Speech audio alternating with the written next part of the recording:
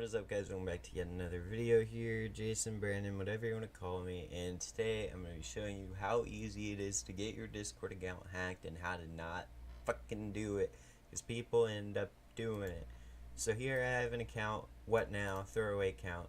And so if I quickly press F12 to inspect element, go over to the application tab, go to local storage, https://discord app, and then here we have a token.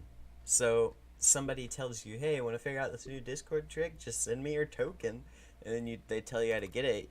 You can copy and paste this anywhere and send it to them. And so now I have your token.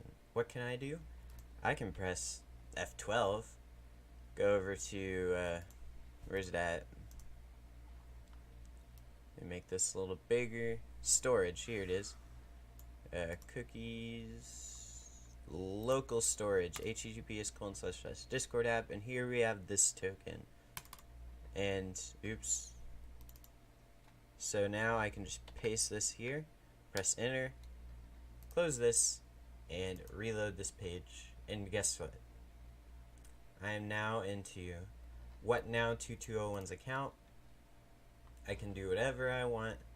Go to the settings, change their settings. Two-factor authentication doesn't really work because you have to know the password. But I can make changes to any server that this person owns, etc., etc.